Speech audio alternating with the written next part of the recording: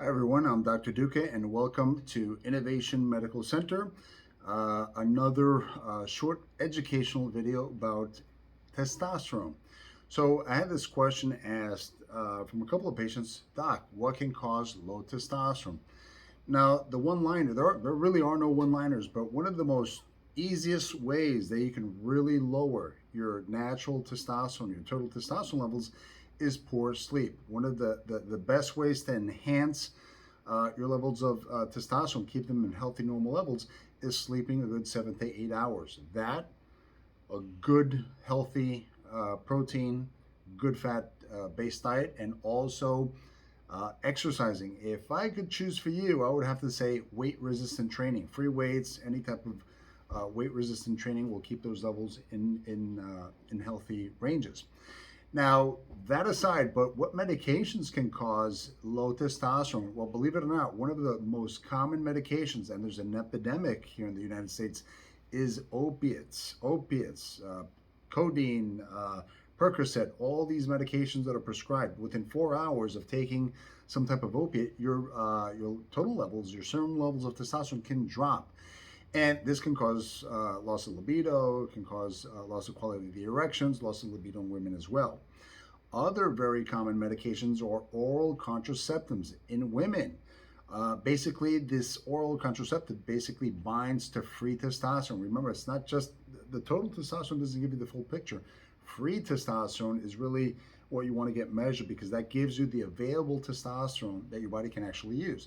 So when women are on oral contraceptives, what happens in the liver is that your sex hormone binding globulin, and that name defines what it does. It's a sex hormone that binds to testosterone, and it makes it useless. And it's a huge increase. Even when they come off it, they can still have high levels of sex hormone binding globulin for a couple of months after getting off oral contraceptives. Ketoconazole. This is the medication that a doctor may put you on for a couple of months, oral medication for nail fungus. Okay, the medical term is onychomycosis. So typically, if you have toenail fungus, your doctor is going to prescribe this medication. 2 months, 3 months, 6 months, depending on severity. That can also bind your free testosterone. SSRI, serotonin, selective serotonin reuptake inhibitors. So, common name Prozac, Lexapro. Okay, one that is not in this list that probably would not cause this for anxiety or as an antidepressant is Wellbutrin. Okay, so keep that in mind. But also, I've had patients long-term use of these type of antidepressants, and their total and free testosterone are low, and they have these symptoms. So keep that in mind as well. Believe it or not, but Motrin, ibuprofen in general, for those athletes, for those people that are taking ibuprofen 2, 3, 4, 5 times a week, you can really bottom out your testosterone as well. Also, keep in mind gastritis with NSAIDs, non-steroidal anti-inflammatory medications.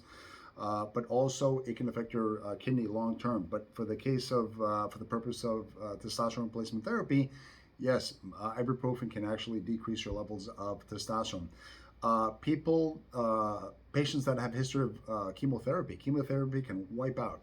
It's enough to say it's chemotherapy. It does a lot of damage to your body. So it's kind of like a double-edged sword when it comes to cancer treatments. But it's important to get your levels tested either during or after your chemotherapy is over with. Okay, so those are a list of medications. Let's see if I forgot another one. Cannabis, habitual marijuana users, THC, okay, whether it be recreational or medicinal, can also lower your testosterone levels. Long term can crash your libido and the quality of erections in men as well.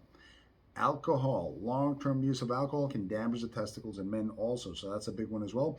And also for men that take a finasteride for the hair or dutasteride for the hair, also these medications are used for benign enlarged prostate, but it actually blocks DHT. DHT is the actual form of testosterone, dihydrotestosterone. It gives you all those benefits. Okay, it blocks it. So men that are going bald, they have all these DHT receptors in their scalp. So finasteride, dutasteride, they're blocking that DHT. Now, it can block a significant amount of DHT, where long term, and this is not across the board, this is not everyone, it also depends on the dosing and how sensitive you are to these blockers, can cause libido and also erectile dysfunction as well.